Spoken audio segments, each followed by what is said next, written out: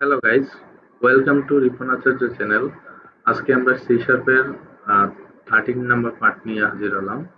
আজকে আমাদের টপিক হচ্ছে মেথডস ইন সি শার্প। আমরা মেথড যদি বলি, আসলে মেথড জিনিসটা কি? মেথড হচ্ছে is a block of code which only runs when it is called. মানে আমরা কিছু ব্লক অফ কোড আছে সেপারেট অফ কনসার্নে আমরা একটা মেথড করে রেখে দিই, দেন হচ্ছে এই মেথডকে আমরা কল করে তার ওই ফাংশন বা ওই মেথডে আমরা ভিতরের কোডটুকু বা তার যে ফাংশনালিটি সে ওটাকে এক্সিকিউট করে দেয়। তো আমরা যদি একটু খেয়াল করি যে সি বা থেকে মেথডকে আসলে ফাংশন বলা হয়, আর সি শার্পে এটাকে মেথড নামে আসলে ডাকা হয়, আর এটা যে নামে আমরা আসলে শিখি। যেমন এখানে একটা সিম্পল প্রোগ্রাম দেওয়া আছে, যেটা হচ্ছে প্রোগ্রামের ভিতরে মাই মেথড নামে একটা মেথড লেখা আছে একটা ক্লাসের ভিতরে। সো আমরা যদি একটা কাজ করি, এরকম একটা মেথড আমরা নেই বা হচ্ছে আমাদের এটা ভিজুয়াল স্টুডিওতে আমরা যদি একটু পড়ে আসি। যেমন আমি আম, আমরা চাচ্ছি যে এখানে যে জিনিসটা আমি হ্যাভ এ নাইস ডে এখানে লিখলাম, বা আমরা do you want to continue আমরা গত পার্টে যেগুলো দেখেছিলাম, এই জিনিসটা আমি চাচ্ছি, হ্যাঁ, আমার এই কাজটুকু একটা মেথডের ভিতরে হোক। সো আমি মেথডের যদি সিগনেচারটা আমরা ফলো করি, আমরা আহ, যেমন এখানে একটা মেথড কি আছে, মেইন একটা মেথড, তাই না? সো মেইন মেথডের বাইরে আমরা আরেকটা মেথড লিখবো, যেটা মেইন মেথড থেকে আমরা পরে মেথডটাকে কল করে দিব। এখন এটাকে আমরা একটা পাবলিক এগুলোকে অ্যাক্সেস মডিফায়ার দিতে পারি। এটাকে আমাদের অ্যাক্সেস মডিফায়ার বলে, এগুলো আমরা পরের পার্টে আরো ভালো শিখবো।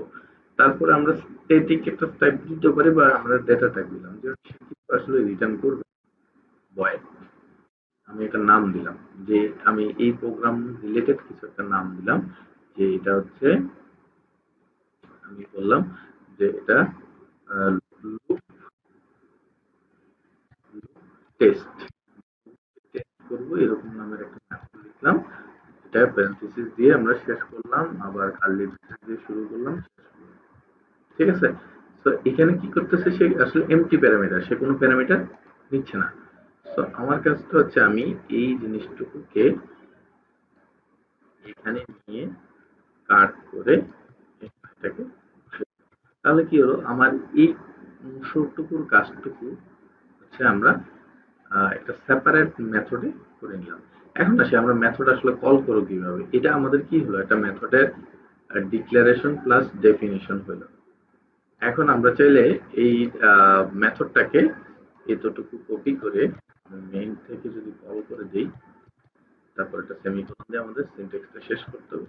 তো এটা কি হলো, আমাদের মেথড থেকে আরেকটা মেথড কল। এখন দেখবে এখানে একটা জিনিস এরর দেখাচ্ছে যে an object reference is required for a non-static field method or property। যেহেতু আমি এটা ক্লাসের মধ্যে একটা নন স্ট্যাটিক ফিল্ড রাখছি, তো আমরা আপাতত মেইন থেকে কল করার জন্য এটাকে স্ট্যাটিক মেথড বানাই দিই।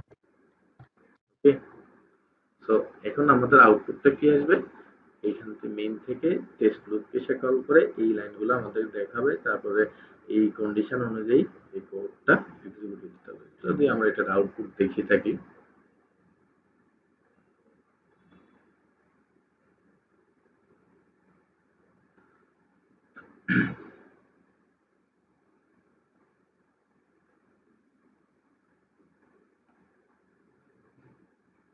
সে আমাকে হ্যাভ এ নাইস ডে রেখে do you want to continue, আমি বললাম ইয়েস আমি কন্টিনিউ করতে চাই। এবার সে আবার আমাকে হ্যাভ এ নাইস ডে দেখালো, আমি এবার বললাম নো আমি আর কন্টিনিউ করতে চাই না, সে আমাকে প্রোগ্রামটা ক্লোজ করে দিলাম। সো এটা ছিল আমাদের মেইনলি মেথডের কিভাবে আসলে ডিক্লারেশন করতে হয়, এবং মেথড কিভাবে কল করতে হয়। যে কোনো মেথড থেকে, যে কোনো ক্লাস থেকে আমরা আসলে মেথডকে কল করতে পারি। সো এই জিনিসগুলো আসলে আমাদের মেথডের আজকের পাঠ্যক্রমে আমরা শিখলাম। ঠিক আছে? তো আমরা পরবর্তীতে আরেকটা পার্ট নিয়ে আসবো। আশা করি আমাদের এই এক্সাম্পলটা আমরা বুঝতে পারছি যে সেপারেট অফ ফাংশনে আমরা কিছু কোড ব্লক যদি আলাদা করে রেখে দিই, যেমন এটার আসলে প্রয়োজনীয়তাটা কি, আসলে মেথড হচ্ছে আমি সব সব জিনিসে এক একটা কাজকে এক একটা অংশে ভাগ করে দেখে নাও। ওকে, তো আজকে আমরা এতটুকু রাখি। Thank you very much for watching. আর ভিডিওটি ভালো লেগে থাকলে আমার লাইক, কমেন্ট এবং শেয়ার করবেন এবং আমার চ্যানেলটি সাবস্ক্রাইব করে রাখবেন এবং ডান পাশের বেল আইকনটি